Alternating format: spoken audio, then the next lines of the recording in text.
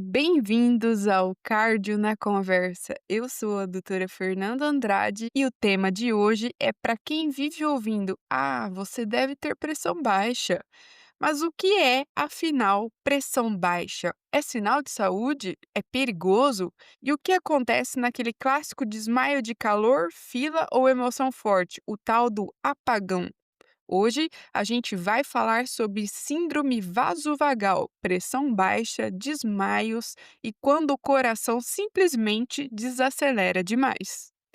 Vamos começar pelo básico. A pressão arterial é a força que o sangue exerce contra as paredes das artérias. Ela depende de dois fatores: a força da bomba, o coração, e a resistência dos vasos.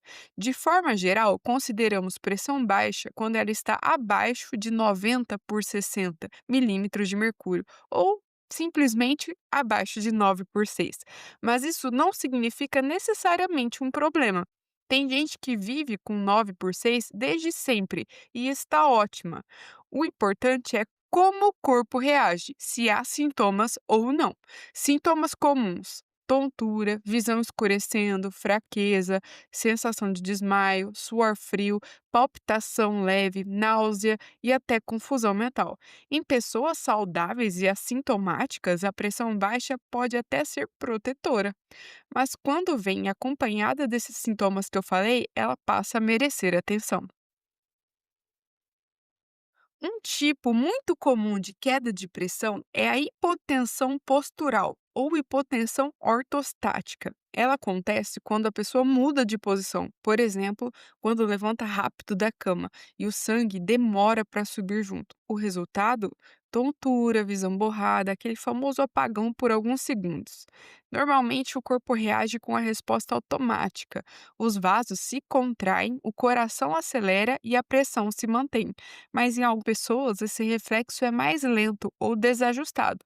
E isso é mais comum em idosos, pessoas desidratadas, pessoas que usam remédios para pressão, diuréticos ou antidepressivos e em quem ficou muito tempo deitado, doente ou imobilizado. Agora, a campeã dos desmaios benignos, a síndrome vasovagal. Ela é uma resposta exagerada do sistema nervoso autônomo, aquele que controla batimentos e a pressão automaticamente. O que acontece?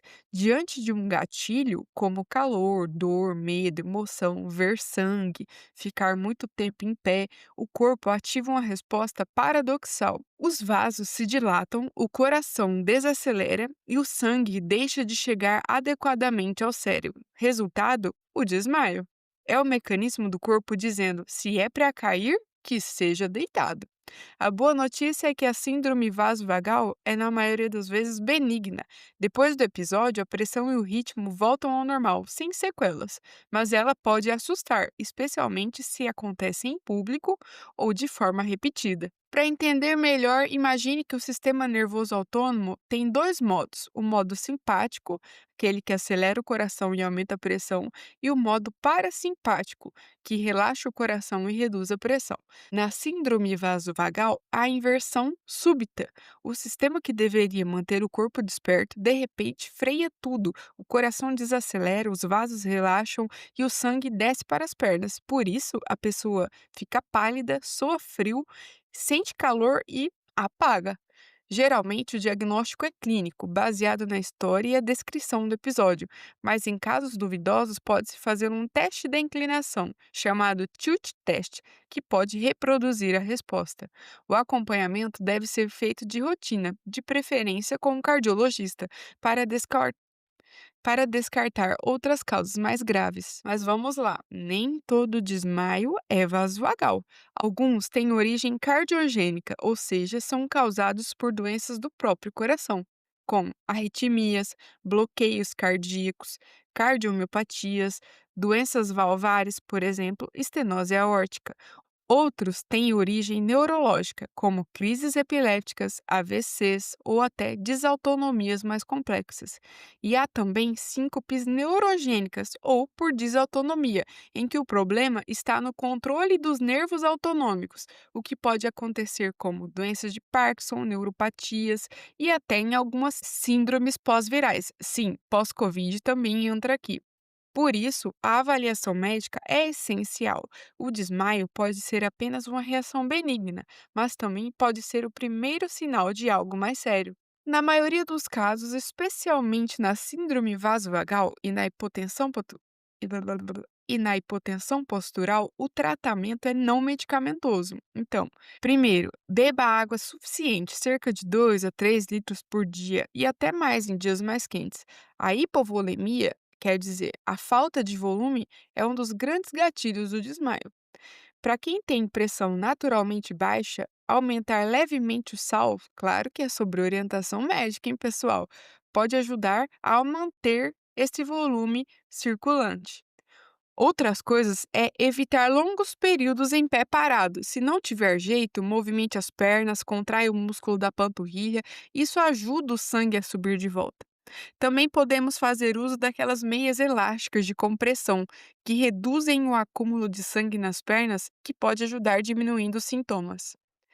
Claro, né, que não podia faltar o exercício aeróbico e o fortalecimento das pernas melhoram o tônus vascular e reduzem episódios de pressão baixa. Mais uma vez, é importante você conhecer seu corpo e reconhecer sinais precoces, como palidez, calor, tontura, visão embaçada. Ao perceber, se deite ou sente-se com as pernas elevadas.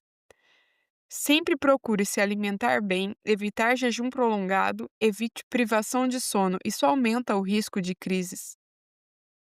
A pressão baixa e a síndrome vasovagal, na maioria das vezes, são benignas e controláveis, mas merecem respeito, especialmente se os episódios forem frequentes ou vierem acompanhados de sintomas.